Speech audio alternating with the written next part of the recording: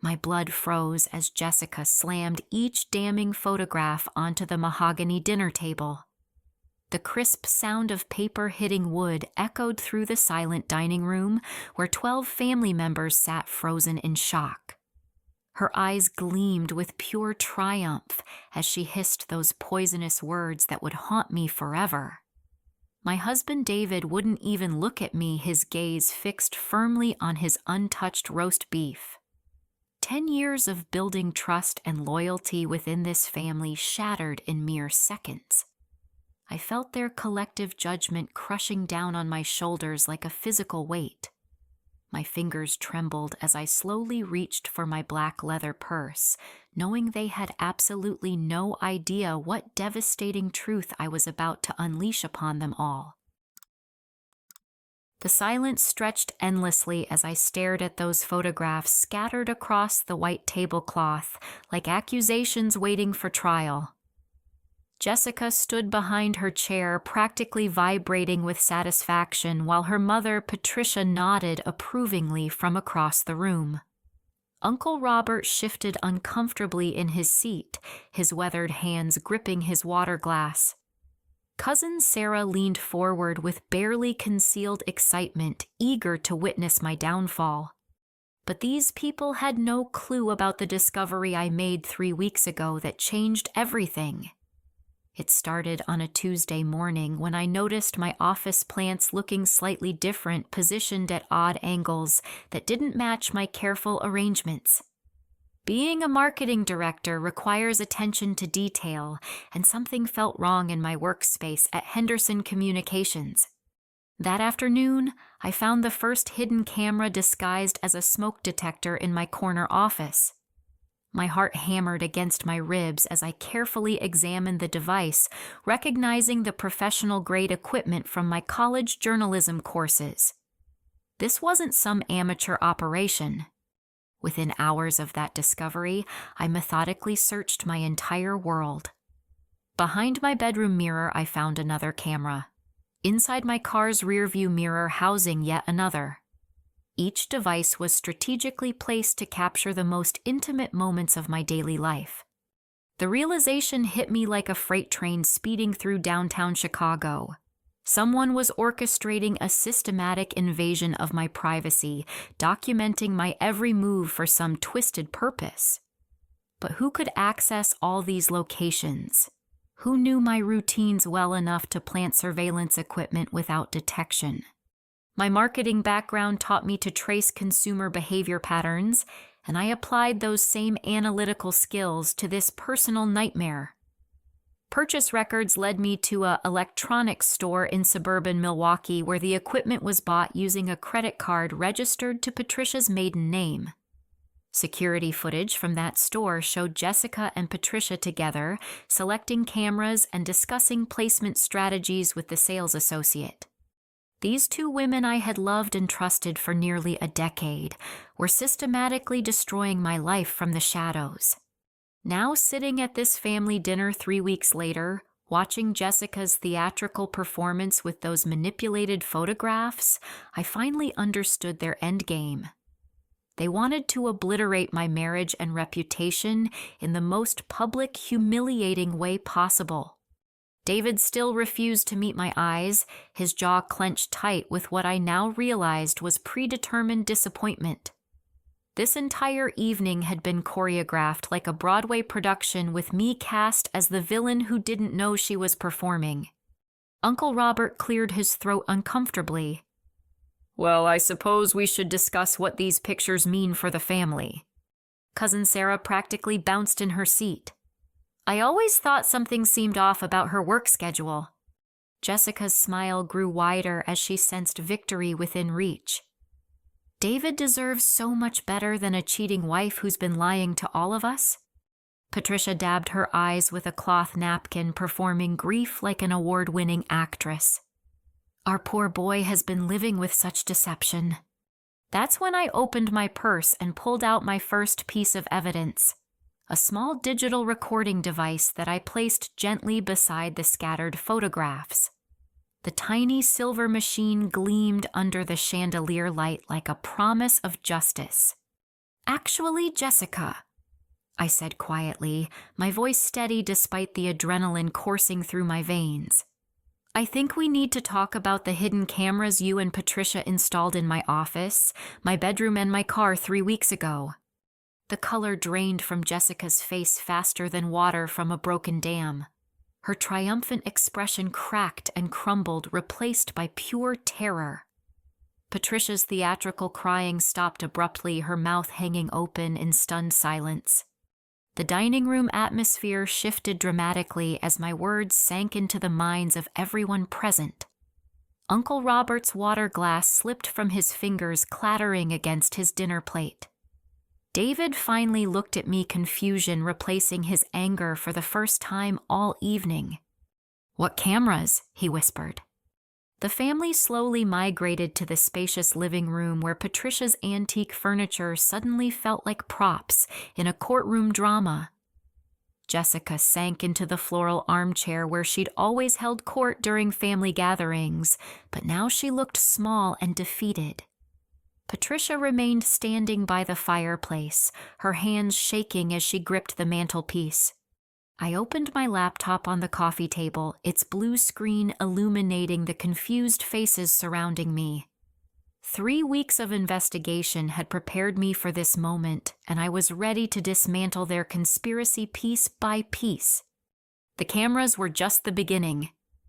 I began clicking through folders filled with evidence. While you two were busy documenting my daily activities, I was conducting my own investigation. And what I discovered goes far deeper than hidden surveillance. David moved closer, his earlier certainty replaced by growing concern. "Amira, what are you talking about?" I pulled up Jessica's email account, which I'd accessed using passwords she carelessly saved on Patricia's home computer. "Your sister has been reading my personal emails for 6 months, David. Every message to my friends, my work colleagues, even my private correspondence with my therapist." The laptop screen displayed dozens of forwarded emails, all sent from Jessica's account to Patricia's. Personal conversations about work, stress, family tensions, and marriage counseling appointments had all been weaponized against me. Uncle Robert leaned forward, his expression shifting from confusion to anger. "Jessica, you hacked into her email." "I was protecting my brother," Jessica stammered, but her voice lacked its earlier conviction. I clicked to the next folder, revealing bank account screenshots and transaction histories. "Protection is an interesting word choice, considering you've been accessing my financial accounts using my social security number and personal information you gathered from those emails." Patricia's face went completely white. "That's impossible! We would never—" 47 transactions over 4 months. I interrupted, scrolling through the evidence. Small amounts each time to avoid detection. Grocery purchases, gas station visits, even online shopping sprees. You used my debit card information to fund your lifestyle while I was working 60-hour weeks to support our household. David's hands clenched into fists.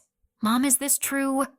"Your mother needed help with her medical bills," Jessica blurted out, immediately realizing her mistake.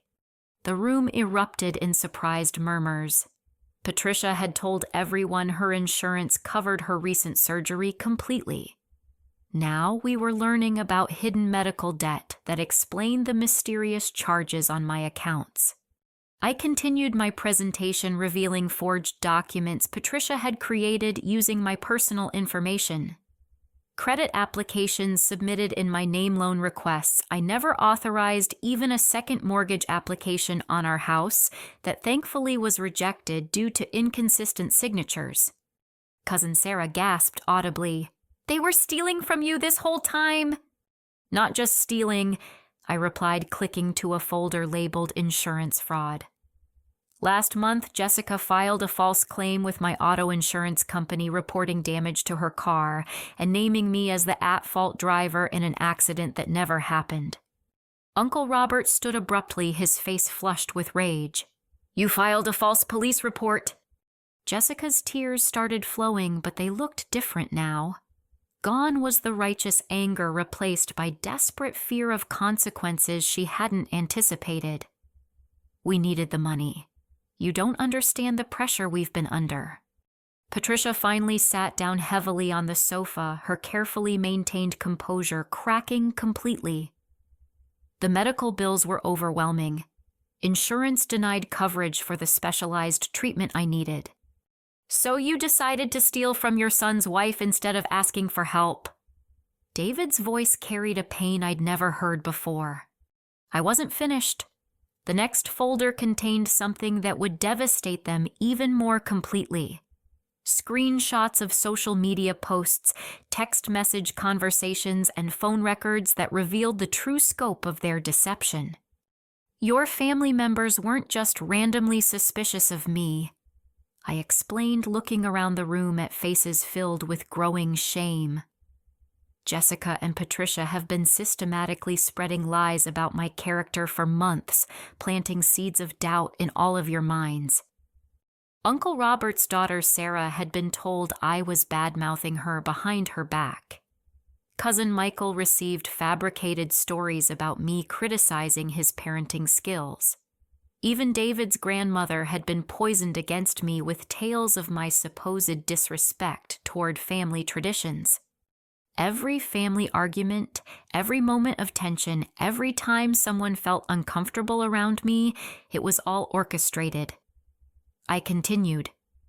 They were building a case against my character, gathering allies for this moment when they planned to destroy my marriage publicly.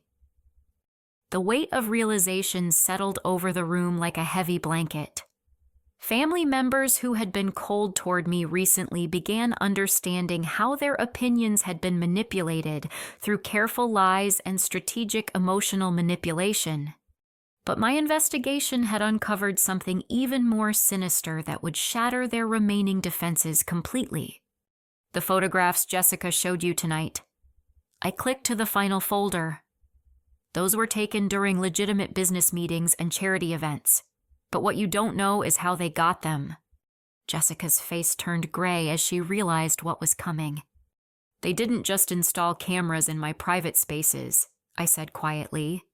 They've been stalking me for months, following me to work functions, photographing me without consent, and editing those images to create false narratives about my professional relationships. The living room felt like a pressure cooker ready to explode as I methodically pulled manila folders from my oversized purse. Each one contained documentation that would systematically dismantle every lie Jessica and Patricia had constructed. David sat beside me now, his loyalty finally shifting where it belonged, while the rest of the family waited in stunned silence. Bank statements first.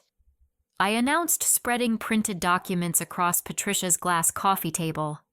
These show the exact dates and amounts of unauthorized transactions. $43,712 stolen over 6 months. Uncle Robert picked up one of the statements, his reading glasses perched on his nose as he scanned the highlighted entries. Good Lord, they were bleeding you dry. Jessica huddled deeper into the armchair, no longer the confident accuser from dinner. Her earlier bravado had evaporated completely, leaving behind a frightened woman facing serious consequences for her actions. The grocery charges were clever. I continued, pointing to specific transactions. Always under $50 to avoid triggering fraud alerts. But Jessica got careless with the gas station purchases.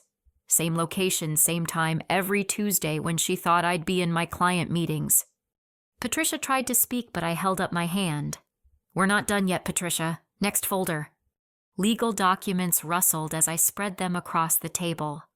Police report numbers, case reference codes, and official letterhead from the Milwaukee County Sheriff's Department created an impressive display of law enforcement involvement. I filed reports for identity theft, credit fraud, and stalking 3 days ago. I explained to the shocked faces surrounding me.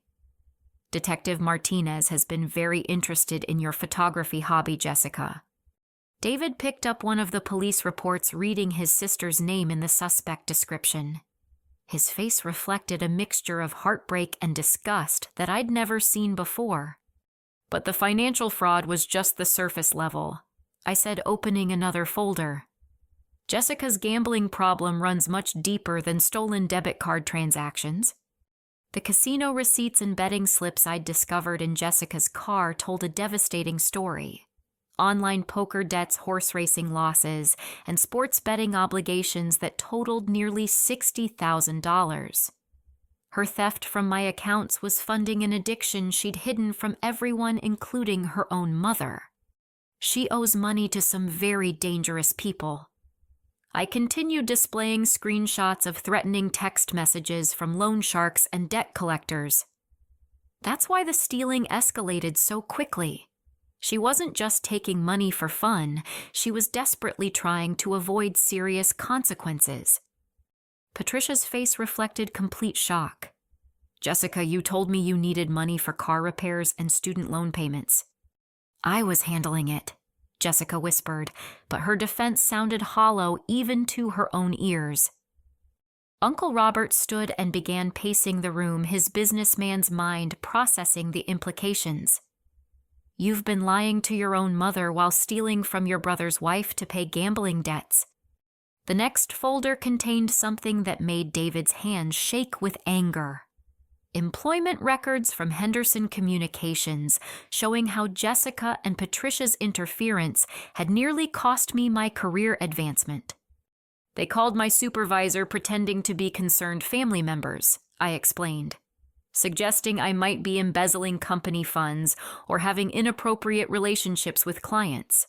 My boss was legally required to investigate their allegations.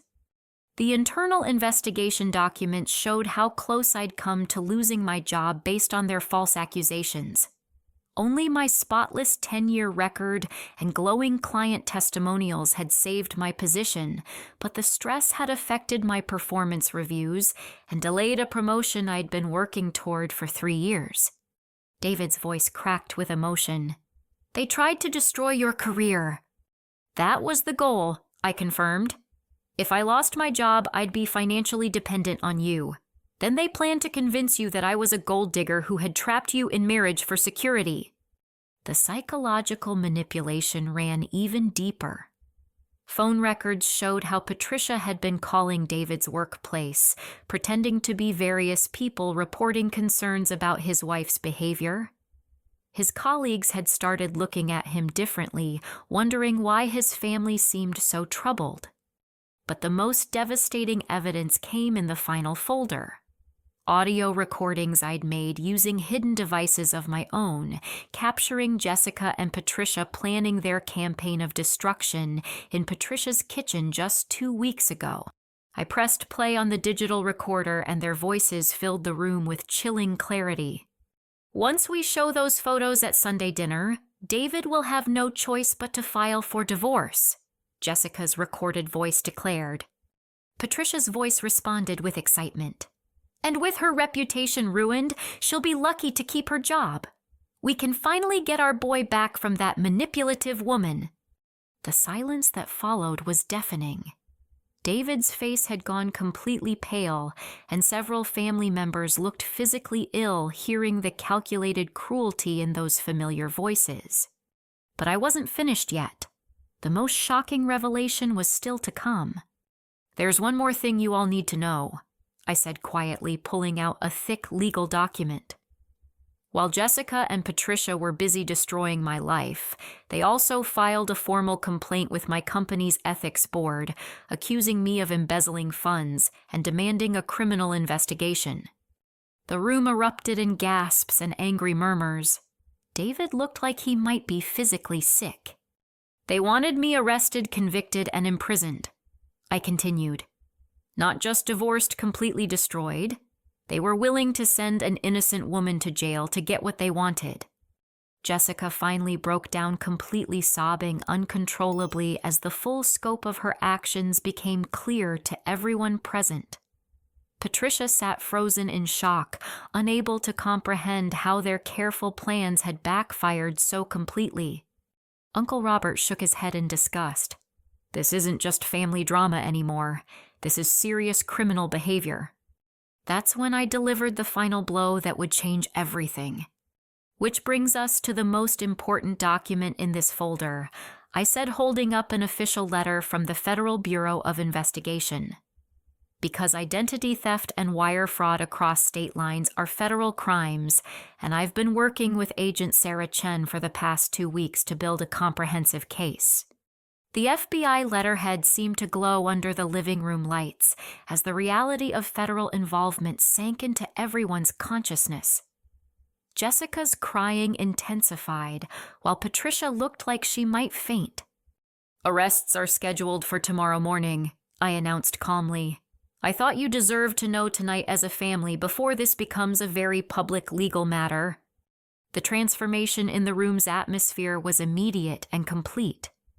What had begun as my public humiliation had become Jessica and Patricia's worst nightmare unfolding in real time. David moved his chair closer to mine, a gesture of support that meant more than any words could express. Jessica's sobbing grew more desperate as the reality of federal charges sank in. "You can't do this to us. We're family." "Family doesn't steal $43,000, I replied evenly. "Family doesn't try to send innocent people to prison." Patricia finally found her voice, though it came out as a hoarse whisper. "We can pay back the money. We can make this right." Uncle Robert laughed bitterly from his position by the window. "You think this is just about money now you've committed federal crimes?" I pulled out my phone and opened the voice memo application, revealing dozens of recorded conversations I'd captured over the past 2 weeks. Each one documented their continued planning and escalation of illegal activities. "This conversation from last Tuesday might interest everyone," I said, pressing play. Jessica's voice emerged from the phone speaker with crystal clarity. "If the photos don't work, we can always plant drugs in her car and call the police. Make it look like she's been dealing at work." The collective gasp from the family was audible. Even Patricia looked shocked at her daughter's recorded suggestion. "You were planning to plant drugs on me." David's voice cracked with incredulity and rage. Patricia's voice continued on the recording. "That's brilliant, honey. Drug charges would definitely end her career and marriage.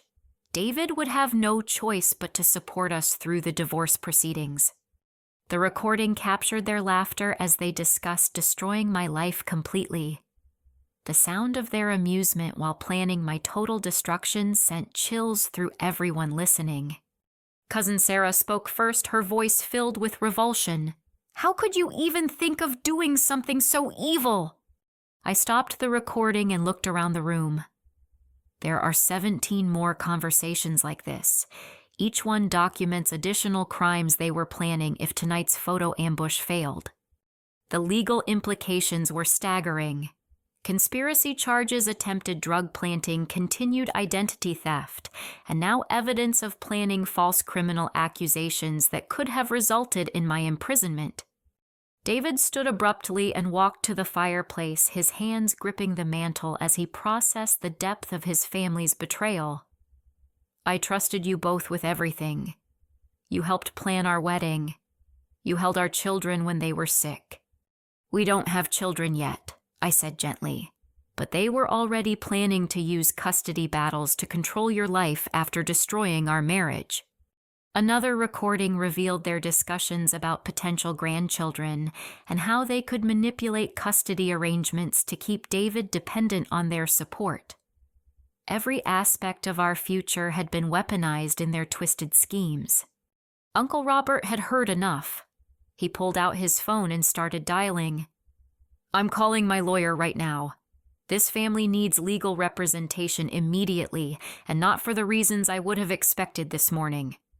Jessica's desperation reached new levels as she realized her uncle was abandoning their cause.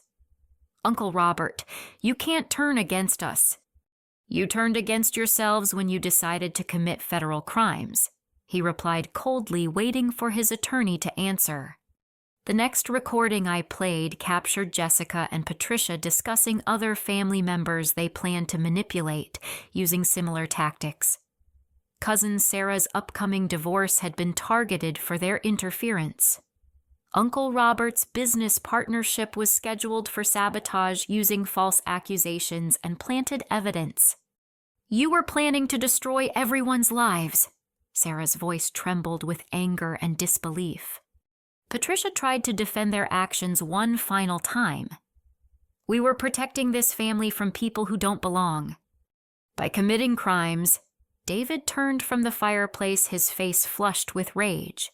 By stealing, lying, and planning to plant drugs on innocent people, I had one more revelation that would complete their destruction. The most devastating recording of all captured Jessica and Patricia celebrating what they thought would be my arrest and imprisonment. Once she's in jail for drug dealing, David will need us to take care of everything, Jessica's voice declared triumphantly. We'll finally have our boy back completely under our control. Patricia's response was even more chilling, and if any other women try to come between us and David, we'll know exactly how to handle them too. The room fell silent as the implications sank in. This wasn't just about destroying me, it was about maintaining psychological control over David for the rest of his life. Any future relationship he might attempt would face the same systematic destruction. Uncle Robert finished his phone call and turned to address the room. My attorney is meeting us at the police station tomorrow morning. Everyone in this family needs to understand the legal exposure we're all facing. Jessica made one final desperate attempt to regain control. You can't prove we actually planted anything or stole money. It's just recordings of conversations. I smiled for the first time all evening and pulled out the thickest folder yet. Bank records, store receipts, credit card statements, and video footage from security cameras created an overwhelming mountain of physical evidence. Actually, Jessica, I can prove everything, including the attempted bribery of my company's security guard to gain access to my office after hours. The security footage showed Jessica offering money to building security in exchange for information about my schedule and keycard access. Her face was clearly visible in the time-stamped video, along with audio of her explaining what information she needed. How did you get that footage? Patricia asked weakly. I've been working with FBI financial crimes investigators for 2 weeks, I explained. They helped me gather evidence professionally and legally. Everything you see here will hold up in federal court. David returned to sit beside me, his decision finally and completely made. I'm testifying against them tomorrow, he announced to the room. My wife was right to protect herself, and I should have protected her too. The family gathering that had started with my planned humiliation was ending with justice finally within reach. But the most satisfying moment was still to come. Agent Chen had given me permission to deliver one final piece of information that would ensure Jessica and Patricia faced the full consequences of their actions. There's one last thing everyone should know, I said, holding up an official document with federal seals and signatures. This isn't just about our family anymore. The FBI investigation has uncovered evidence that Jessica and Patricia have been running similar schemes against other families for over 3 years. The revelation hit the room like a physical blow. They weren't just criminals, they were repeat offenders with multiple victims across several states. Tomorrow's arrests are part of a federal task force investigation into organized family fraud rings. I concluded. You won't be facing charges alone. The morning arrived with the steady rhythm of official vehicles pulling into Patricia's driveway. Through the lace curtains, I watched as neighbors emerged from their houses to witness the spectacle unfolding on Maple Street. 2 black FBI sedans flanked a local police cruiser, their presence transforming the quiet suburban neighborhood into a crime scene. Agent Chen stepped out of the lead vehicle, her professional demeanor commanding immediate respect. She'd become familiar over the past 2 weeks as we built the federal case together, but seeing her in action felt different. This was justice materializing in real time.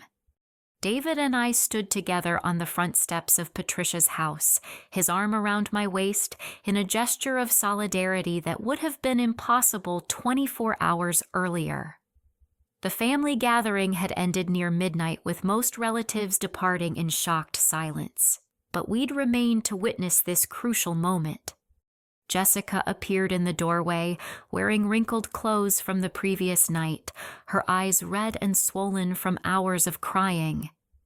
Behind her, Patricia moved like a sleepwalker, still unable to comprehend how quickly her world had collapsed. Jessica Marie Thompson, you're under arrest for wire fraud, identity theft, and conspiracy to commit mail fraud. Agent Chen announced, producing official handcuffs that gleamed in the morning sunlight. The Miranda rights echoed across the neighborhood as curious onlookers gathered on adjacent lawns. Mrs. Henderson from next door held her morning coffee cup with trembling hands, watching her respectable neighbors being arrested by federal agents. Patricia's arrest followed immediately, the charges reading like a criminal law textbook. Patricia Ann Thompson, you're under arrest for conspiracy to commit wire fraud, identity theft, and violation of federal computer fraud statutes. The handcuffs clicked with finality that 10 years of family therapy could never achieve. These women who had terrorized me for months were finally facing consequences that matched their crimes. Uncle Robert arrived just as the agents were placing Jessica in the backseat of their vehicle. His face reflected a mixture of shame and determination as he approached Agent Chen with his attorney following closely behind. "We're here to provide any additional testimony needed," he announced formally. I appreciated his support, but the case was already ironclad. 2 weeks of federal investigation had uncovered evidence that went far beyond anything I could have gathered alone. Financial records, digital forensics, and surveillance footage created an overwhelming foundation for prosecution. Agent Chen turned to address David and me as the vehicles prepared to depart. "The arraignment is scheduled for Thursday morning. You'll need to testify about the timeline of events and identify evidence, but the technical aspects are solid." David nodded, his jaw set with determination. "We'll be there for every hearing." As the FBI sedans pulled away with their prisoners, the neighborhood slowly returned to its normal rhythm. But Patricia's house felt different now, emptied of the toxic energy that had poisoned our family relationships for so long. The aftermath brought unexpected revelations as extended family members came forward with their own stories of manipulation and lies. Cousin Sarah revealed how Jessica had convinced her to spy on my social media accounts, feeding information that was later used against me. Uncle Robert's business partner had received anonymous calls questioning his integrity calls that clearly originated from Patricia's campaign of character assassination. They were systematically destroying trust throughout the entire family, Sarah explained as we gathered in David's and my living room later that morning.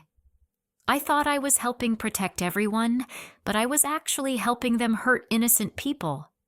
The phone rang constantly with calls from relatives wanting to apologize and offer support. David's grandmother called from her assisted living facility crying as she explained how Patricia had convinced her that I was stealing from elderly residents during my volunteer work. "I should have known better," she sobbed through the phone speaker. "You've been nothing but kind to me since David brought you home the first time." Each conversation revealed another layer of the conspiracy that had been building for years. Every family argument, every moment of tension, every awkward holiday gathering had been orchestrated through careful manipulation and strategic lies. But the most devastating revelation came when Agent Chen called with updates about the broader investigation. Jessica and Patricia weren't just family criminals, they were part of a larger network that targeted successful women in marriages they wanted to destroy. "We've identified at least 7 other families where similar schemes were attempted," Agent Chen explained during our afternoon phone call. Your case provided the breakthrough evidence we needed to connect the pattern. The scope was staggering. Professional women in Milwaukee, Madison, and Green Bay had all faced similar campaigns of financial theft, character destruction, and family manipulation. Some marriages had been successfully destroyed before the women realized they were being systematically targeted. David listened to the phone conversation with growing horror. "You mean this was organized like a business? Your sister and mother were operating what we classify as a domestic terrorism ring," Agent Chen confirmed. "They targeted successful women and used family connections to implement long-term destruction campaigns." The federal charges were expanding as investigators uncovered the full scope of their criminal enterprise. What had started as personal betrayal had revealed a sophisticated operation that had destroyed multiple lives across several years.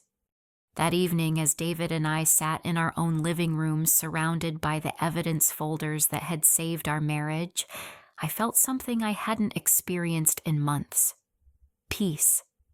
Not just relief from the immediate threat, but genuine peace knowing that justice was unfolding exactly as it should. David took my hand and looked directly into my eyes for the first time since this nightmare began. "I owe you apologies that will take the rest of my life to deliver properly. You were manipulated by people you trusted," I replied gently, "the same way everyone else was manipulated." But he shook his head firmly. "I should have trusted my wife over my family when evidence pointed toward their deception. I should have investigated their claims instead of accepting them blindly. The personal healing would take time, but the foundation was solid now. Truth had replaced lies, evidence had overcome manipulation, and justice was finally being served." The next morning brought news that Patricia had attempted to negotiate a plea agreement by blaming everything on Jessica. Agent Chen called to inform us that Patricia was claiming her daughter had forced her participation through threats and emotional manipulation. "Even in federal custody, she's still lying," I said, reviewing the transcripts of Patricia's interrogation. But Jessica wasn't accepting her mother's betrayal quietly. Her own plea negotiations included detailed testimony about Patricia's leadership role in planning and executing their crimes. Each woman was systematically destroying the other's defense, providing prosecutors with overwhelming evidence from both perspectives. The family fraud ring was collapsing from within just as it had always been designed to do to its victims. 6 weeks later, the courtroom felt like a theater where justice was finally getting its starring role. David and I sat in the front row of the federal courthouse in Milwaukee, surrounded by family members who had traveled from across Wisconsin to witness the conclusion of this nightmare. Judge Patricia Wilson called the court to order her no-nonsense demeanor, immediately establishing the gravity of these proceedings. Jessica and Patricia sat at separate defendant tables, their legal teams having advised against any coordination of defense strategies. The prosecution's opening statement laid out the full scope of their criminal enterprise with devastating precision. Assistant U.S. Attorney Michael Rodriguez presented evidence like a master storyteller, connecting financial records to surveillance footage to recorded conversations in a narrative that left no room for doubt. "Ladies and gentlemen of the jury, this case represents a systematic campaign of domestic terrorism conducted by family members against their own relatives," Rodriguez began. "The defendants didn't just steal money, they attempted to destroy the fundamental bonds of trust that hold families together." Jessica's attorney tried to argue that gambling addiction had impaired her judgment, but the evidence of premeditation was overwhelming. Recorded conversations planning drug planting, detailed schedules for surveillance activities, and sophisticated financial fraud schemes demonstrated clear criminal intent over extended periods. Patricia's defense was even weaker. Her attorney's attempts to portray her as a confused elderly woman manipulated by her daughter crumbled when prosecutors played recordings of her laughing about plans to destroy that manipulative witch who stole our boy. The testimony phase brought revelation after revelation as investigators detailed the full scope of their crimes. 7 other families had been targeted using identical methods. Professional women in successful marriages had faced campaigns of character assassination, financial theft, and systematic isolation from their spouse's relatives. David's testimony was particularly powerful as he described the psychological manipulation he'd experienced over months of careful lies and planted suspicions. "They convinced me that my own judgment was flawed," he explained to the jury. "Every time I wanted to defend my wife, they had another piece of fabricated evidence that made me doubt myself." Uncle Robert testified about the business damage caused by their false accusations against his partnerships. Cousin Sarah described the emotional trauma of being convinced that family members were betraying each other. Even David's grandmother participated via video link, explaining how their lies had poisoned her relationships with people she loved. But my testimony was the centerpiece that connected all the evidence into a coherent narrative of systematic destruction. Standing at the witness stand looking directly at Jessica and Patricia, I felt the power of truth flowing through every word. "They didn't just want to end my marriage," I explained to the jury. "They wanted to destroy every aspect of my life so completely that I could never recover. My career, my friendships, my reputation, my freedom. Everything was targeted for elimination." The recorded conversations played in the courtroom carried extra impact when heard in that formal setting. Jessica's voice discussing drug planting sounded even more chilling, echoing off the marble walls of federal court. Patricia's laughter about sending me to prison created visible reactions among jury members.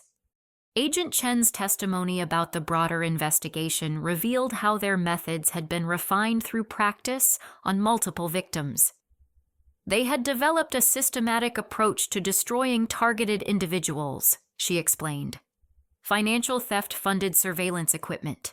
Surveillance provided ammunition for character assassination. Character assassination isolated victims from support systems. Isolation made victims vulnerable to complete destruction.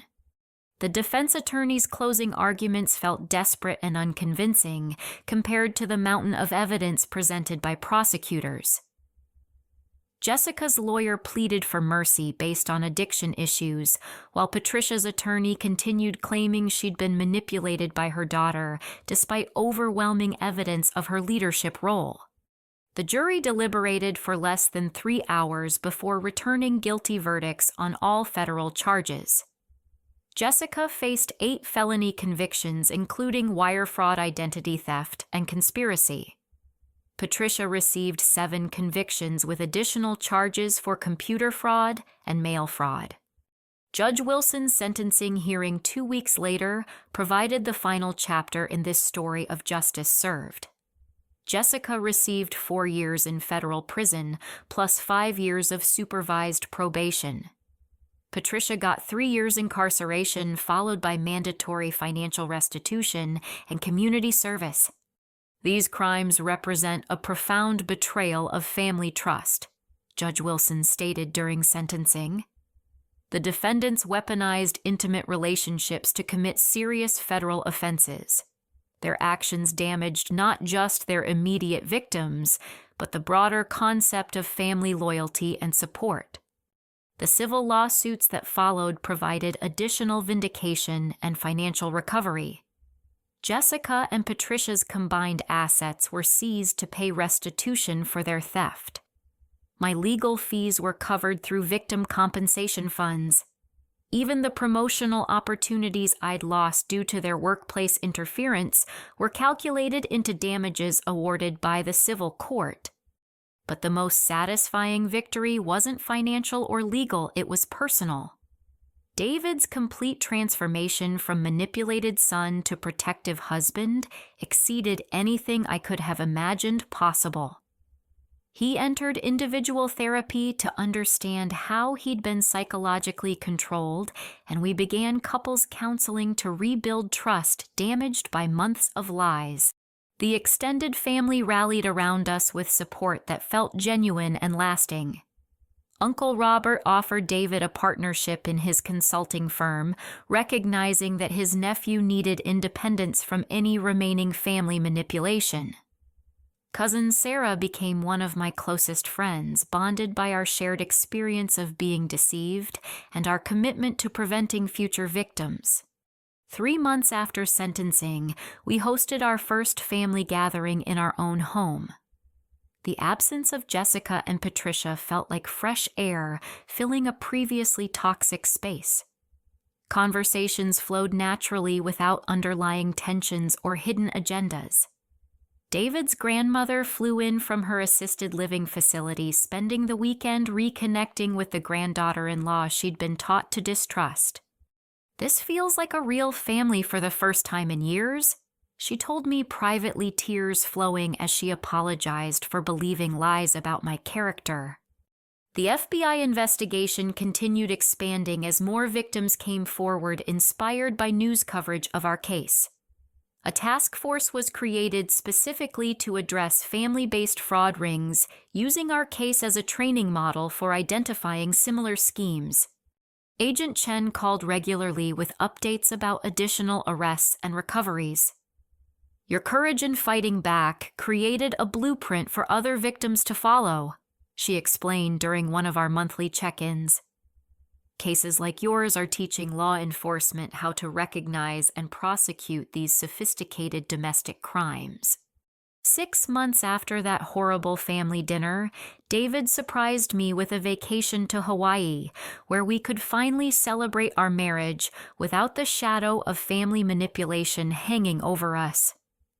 Sitting on a beach in Maui, watching the sunset paint the ocean in brilliant colors, I reflected on how betrayal had indeed taught me brilliance. I'd learned to trust my instincts when situations felt wrong. I'd developed investigative skills that advanced my marketing career in unexpected ways. Most importantly, I'd discovered inner strength I never knew existed, strength that would serve me well in whatever challenges life might bring. Our marriage emerged from this crisis stronger than ever, built on a foundation of truth and mutual support that no amount of family manipulation could ever shake again. 1 year later, I stood in the kitchen of our new house preparing Sunday dinner for a family gathering that would have been impossible to imagine during those dark months of betrayal. The spacious dining room overlooked a garden David and I had planted together, symbolizing the new growth that had emerged from the ashes of deception.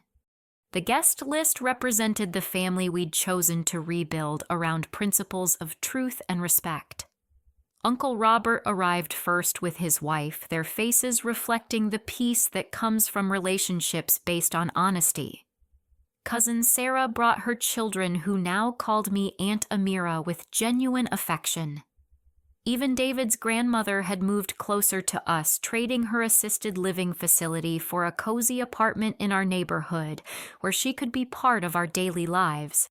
David emerged from his home office, where he'd been finalizing client presentations for the consulting business he'd launched, with Uncle Robert's partnership.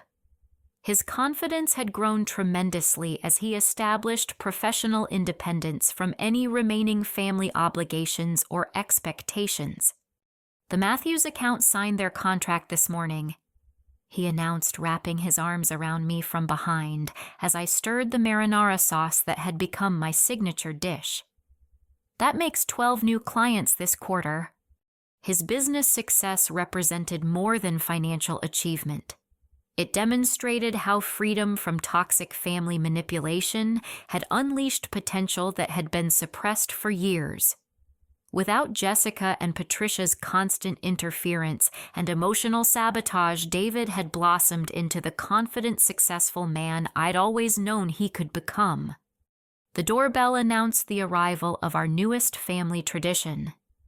Agent Chen had become a regular guest at our gatherings, her friendship extending far beyond the professional relationship that had brought us together. Her daughter Maya played with cousin Sarah's children in our backyard, their laughter providing a soundtrack of innocence that contrasted beautifully with the justice we'd achieved. "Any updates from the task force?" I asked, as Chen helped herself to wine from the bottle David opened. "3 more arrests in Minnesota last week," she replied with satisfaction. "The patterns you helped us identify are making these cases much easier to investigate and prosecute." The Federal Family Fraud Task Force had become a model for law enforcement agencies nationwide.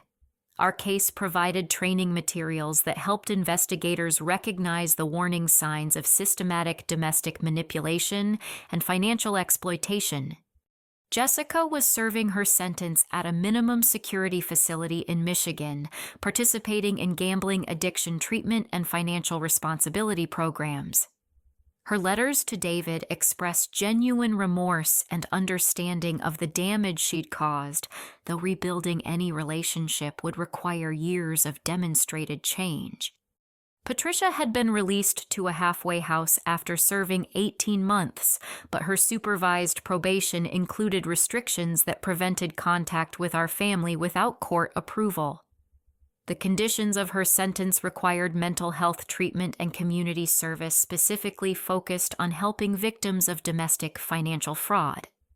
"She's been working at a victim advocacy center," Chen updated us. Her supervisor says she's genuinely committed to making amends, though the damage to family relationships may be permanent. David nodded thoughtfully. "I hope she finds peace, but our family has moved forward. We can't rebuild on the foundation of their lies." The dinner conversation flowed naturally among people who genuinely cared about each other's well-being. Uncle Robert shared stories from his consulting clients. Sarah discussed her children's school achievements. Chen described her daughter's science fair project. David and I announced our decision to start trying for children, knowing our family environment was finally stable and healthy. "You two have created something beautiful from something terrible."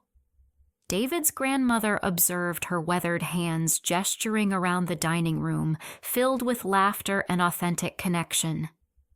"This feels like the family dinners I remember from my childhood when people really cared about each other." After dinner, as we cleaned dishes and prepared dessert, I reflected on the journey that had brought us to this peaceful moment. The night Jessica slammed those photographs on the dinner table felt like a lifetime ago, though the lessons learned remained fresh and powerful. David dried dishes beside me, our teamwork in the kitchen mirroring the partnership we'd rebuilt in every aspect of our lives. "Do you ever regret fighting back so hard?" he asked quietly. "Never," I replied without hesitation. "Truth always wins eventually, but only if someone is brave enough to fight for it." The evening concluded with our traditional sharing circle where each person reflected on positive developments in their lives. Uncle Robert celebrated his business expansion. Sarah shared her daughter's acceptance to an advanced academic program. Chen discussed a promotion that would let her lead the Family Fraud Task Force nationally. When my turn came, I looked around the table at faces filled with genuine love and support. I'm grateful for learning that betrayal can teach brilliance, but more importantly that surviving betrayal can create wisdom that helps protect other people from similar harm. David's reflection brought tears to several eyes. I'm grateful for a wife who was stronger than my family's lies and patient enough to help me find my way back to the truth. As guests departed and we finished cleaning the kitchen, David and I stepped onto our back deck to watch the stars emerging in the clear Wisconsin sky. The peace I felt was complete and lasting, built on a foundation of truth that nothing could ever shake again. "What would you tell someone facing what we went through?" David asked, his arm around my shoulders as we enjoyed the quiet evening.